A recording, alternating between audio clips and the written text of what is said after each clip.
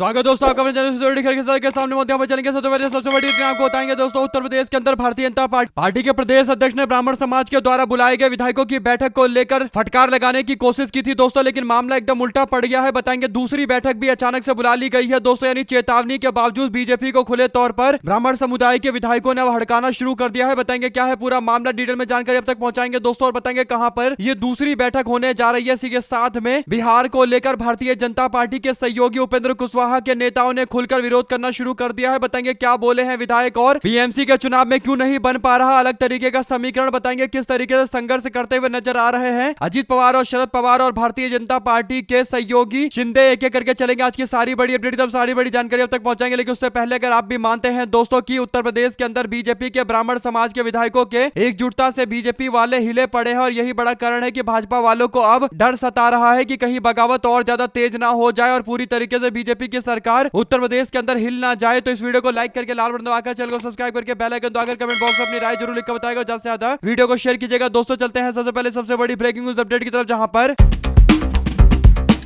उत्तर प्रदेश के अंदर भारतीय जनता पार्टी के ब्राह्मण विधायकों की ओर से लगातार एक बड़ी बैठक बुलाए जाने के बाद से जोरदार तरीके से पूरे उत्तर प्रदेश के सियासी समीकरण में हड़कंप मचता हुआ नजर आया दोस्तों। आपको बता दें कि 52 ब्राह्मण विधायकों की ओर से बैठक का आह्वान किया गया था, और इस बैठक को बंद कमरे में करते हुए पन्ने पर सिग्नेचर करवाया गया, जिससे एक बात तय हो गई कि आपसी एकजुटता के साथ साथ बीजेपी सरकार पर दबाव बनाया जा रहा है ताकि ब्राह्मण समाज के विधायकों को और ज्यादा प्रतिनिधित्व दिया जाए, चाहे मंत्रिमंडल हो या फिर संगठन का काम हो। हर जगह पार्टी के अंदर ब्राह्मण समाज के लोगों की उपेक्षा की जा रही है। यही बड़ा कारण है दोस्तों की विरोध अब तेज हो चुका है। ऐसे में भारतीय जनता पार्टी के नए नए प्रदेश अध्यक्ष बनाए गए पंकज चौधरी की ओर से स्पष्ट तौर पर ब्राह्मण समाज के 52 विधायकों के द्वारा बुलाई गई बैठक पर नाराजगी जताते हुए चेतावनी दे दी गई, और कहा गया कि पार्टी विरोधी इस तरीके के किसी भी गुटबाजी और किसी भी वर्ग विशेष की बैठक को बर्दाश्त नहीं किया जाएगा, और अगली बार अगर ऐसा किया गया तो फिर पार्टी कार्रवाई करेगी। कुल मिलाकर विधायकों को चेतावनी दे रहे थे भारतीय जनता पार्टी के नए प्रदेश अध्यक्ष दोस्तों, और इसके बाद मामला और ज्यादा तूल पकड़ता हुआ नजर आया। यानी जो मुद्दा 2 दिनों के अंदर डाउन हो जाता कि बीजेपी के ब्राह्मण समाज के विधायकों ने बैठक बुलाई, 2 दिन में न्यूज से ये सारी बातें हट जाती दोस्तों, लेकिन भाजपा के प्रदेश अध्यक्ष ने ब्राह्मण समाज के विधायकों को चेतावनी देकर इस खबर को और ज्यादा तूल दे दिया है, जिस कारण अब ब्राह्मण समाज के विधायकों ने बीजेपी को एक और तगड़ा झटका दिया है। जो जानकारी सामने आ रही है उसके अनुसार भारतीय जनता पार्टी के वरिष्ठ नेता और योगी आदित्यनाथ के काफी करीबी नेताओं में से एक बताए जाने वाले शलभ मणि त्रिपाठी के घर पर जनवरी के पहले सप्ताह में दूसरी बैठक का आह्वान किया गया है दोस्तों। पार्टी के सारे ब्राह्मण विधायकों के साथ साथ इस बार एमएलसी और सांसदों को भी शलभ मणि त्रिपाठी के घर पर बुलाया गया है। ब्राह्मण विधायकों को डराने की जो कोशिश की गई है उसका प्रतिकार किया जाएगा, और ब्राह्मण विधायक डरने वाले नहीं है, मिलकर खाने पर चर्चा करेंगे और आगे की रणनीति तय करेंगे। कुल मिलाकर बीजेपी के प्रदेश अध्यक्ष को लग रहा था कि वो धमकी दे देंगे और ब्राह्मण समाज के विधायक झुक जाएंगे, लेकिन बीजेपी को जो लग रहा था मामला एकदम उल्टा पड़ गया दोस्तों। ब्राह्मण समाज के लोगों की ओर से प्रतिकार करते हुए दूसरी बैठक का ऐलान कर दिया गया। ब्राह्मण समाज के विधायकों का कहना है कि जब मुख्यमंत्री के स्वजातीय लोगों के द्वारा विधायकों के द्वारा बैठक बुलाई गई थी, यानी ठाकुर समाज के लोगों के द्वारा विधायकों के द्वारा बैठक बुलाई गई, कुटुंब संवाद किया जा रहा था, तो उस समय में कोई भी दिक्कत नहीं थी पार्टी को, और पार्टी की ओर से कोई भी चेतावनी जारी नहीं की गई थी। लेकिन जब ब्राह्मण समाज के लोगों ने, खासकर विधायकों ने अपने हित की मांग की, तो फिर उनको आंखें दिखाया जा रहा है और उनके खिलाफ कार्रवाई तक की धमकियां दी जा रही है। ऐसे में एक बार फिर से जनवरी के पहले सप्ताह के अंदर बैठक का जो ऐलान किया गया है दोस्तों, इससे समीकरण और ज्यादा बदलते हुए नजर आ रहे हैं। अगर आप भी मानते हैं कि पूरी तरीके से यह तय है कि उत्तर प्रदेश के अंदर भारतीय जनता पार्टी के अंदर ब्राह्मण समाज के विधायकों में काफी नाराजगी है। कारण यह है दोस्तों कि एक तरफा एक जातीय समीकरण के साथ बीजेपी उत्तर प्रदेश में आगे बढ़ रही है, जिस कारण अन्य जातियों में एक बड़ा प्रतिकार देखने को मिल रहा है। और क्योंकि ब्राह्मण समाज के लोग भारतीय जनता पार्टी को 90% वोट डालते हैं, तो बीजेपी के लिए ये सबसे हार्ड कोर वोटर है, और बीजेपी वालों को भी पता है कि अगर ब्राह्मण समाज के लोगों से पंगा लेंगे, खासकर विधायकों से पंगा लेंगे, तो फिर स्थिति बीजेपी की वही हो जाएगी जो 17 से पहले थी, और 30-40 सीटों पर आकर निपट जाएंगे। 2 शब्द जरूर लिखकर बताएगा, ज्यादा से ज्यादा वीडियो को शेयर कीजिएगा। चलते हैं एक और बड़ी अपडेट की तरफ, जिसमें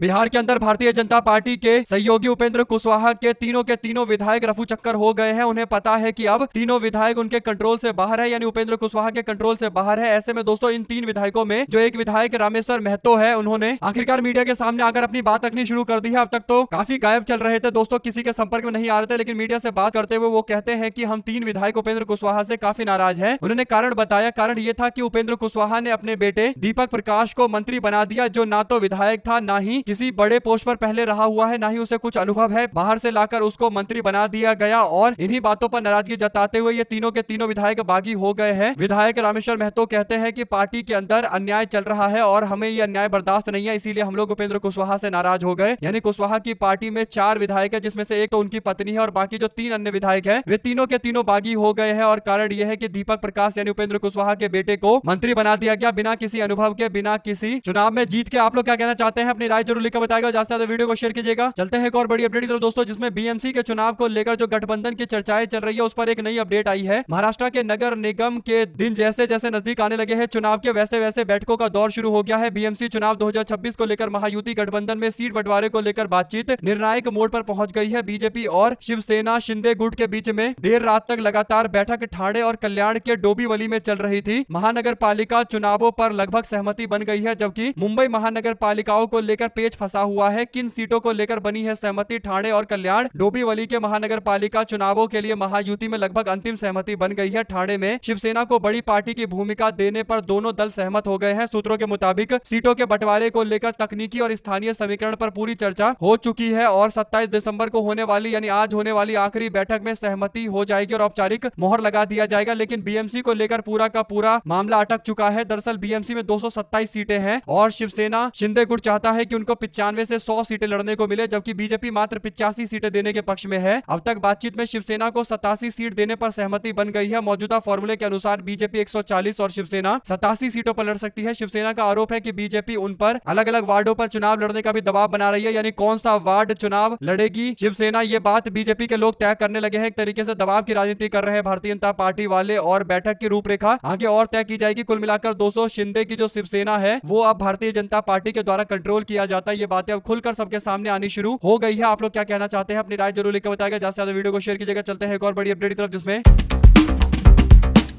पंजाब में 2027 के विधानसभा चुनाव को लेकर शिरोमणि अकाली दल और भारतीय जनता पार्टी में संभावित गठबंधन को लेकर सियासी सरगर्मियां तेज हो गई है। इसी बीच वायरल वीडियो ने राजनीतिक गलियारों में नई बहस को छेड़ दिया है। वीडियो में एक कथित सर्वे कॉल दिखाई दे रही है, जिसमें शिरोमणि अकाली दल और बीजेपी गठबंधन और आगामी चुनावों को लेकर लोगों से राय मशवरा किया जा रहा है। हालांकि दोनों पार्टियां कह रही है कि वो कोई सर्वे नहीं करवा रहे हैं, जबकि वीडियो जो आ रहा है दोस्तों उसमें साफ तौर पर दिख रहा है कि लोगों से सवाल पूछा जा रहा है फोन करके क्या शिरोमणि अकाली दल और भारतीय जनता पार्टी को आने वाले 27 के चुनाव में एकजुट होना चाहिए। और कहीं ना कहीं ये तो दोनों पार्टियों में से किसी एक के द्वारा सर्वे करवाया जा रहा होगा। और सबको पता है कि शिरोमणि अकाली दल जो अब लगभग समाप्ति की ओर आ गई है और भारतीय जनता पार्टी जो पंजाब के अंदर उभर भी नहीं पा रही, दोनों को एक दूसरे की जरूरत है। अगर एक दूसरे के खिलाफ इस तरीके से लड़ते रहे तो नंबर 4 नंबर 5 की लड़ाई लड़ते रहेंगे, वरना अगर साथ में आते हैं तो कुछ मुकाबला होने के चांस होंगे दोस्तों। लेकिन कांग्रेस पार्टी की वापसी राज्य में लगभग तय मानी जा रही है, क्योंकि आम आदमी पार्टी और कांग्रेस के बीच में मुख्यतः मुकाबला पंजाब के अंदर होने वाला है। आप क्या कहना चाहते हैं? क्या शिरोमणि अकाली दल और भारतीय जनता पार्टी के गठबंधन से कुछ होगा, या दोनों नंबर 3 और नंबर 4 की पार्टी है, चाहे साथ में आए चाहे कुछ भी करे, कुछ बदलने वाला तो बिल्कुल नहीं है। क्या आप इस बात से इत्तेफाक रखते हैं या कुछ और कहना चाहते हैं? जो भी कहना चाहते हैं दोस्तों लिखकर जरूर बताएगा। ज्यादा से ज्यादा वीडियो को शेयर कीजिएगा। इसी के साथ में कांग्रेस पार्टी के एक वरिष्ठ नेता ने दिग्विजय सिंह के ट्वीट पर कहा कि रिटायर काले विपरीत बुद्धि, यानी जब आदमी रिटायर्ड होने को आता है तो फिर उसकी विपरीत उल्टी बुद्धि चलने लगती है। दिग्विजय सिंह का राज्यसभा का कार्यकाल 4 महीने में खत्म हो रहा है। आप लोग क्या कहना चाहते हैं लिखकर जरूर बताएगा। और दोस्तों दिग्विजय सिंह जो कह रहे हैं कि संगठन को पार्टी को मजबूत करना चाहिए, तो दिग्विजय सिंह जो इतने सालों तक मध्य प्रदेश में पार्टी संगठन की जिम्मेदारी संभाल रहे थे, तो उन्होंने पार्टी के संगठन को मजबूत क्यों नहीं किया? आप लोग क्या कारण समझते हैं भारतीय जनता पार्टी के कांग्रेस के ऊपर चुनाव जीतने के जो दावा कर रहे हैं बीजेपी के नेताओं की तरह दिग्विजय सिंह? क्या यह बात सही है कि आरएसएस और बीजेपी वालों से संगठन के विस्तार के बारे में कांग्रेस को सीखना चाहिए? लिखकर जरूर बताएगा। हमारे साथ लगातार जुड़े रहने के सभी दोस्तों भाइयों बहनों मित्रों का बहुत बहुत धन्यवाद। आप लोग देख रहे थे आपका अपना चैनल जय हिंद जय भारत। ज्यादा से ज्यादा वीडियो को शेयर कीजिएगा दोस्तों। बहुत धन्यवाद।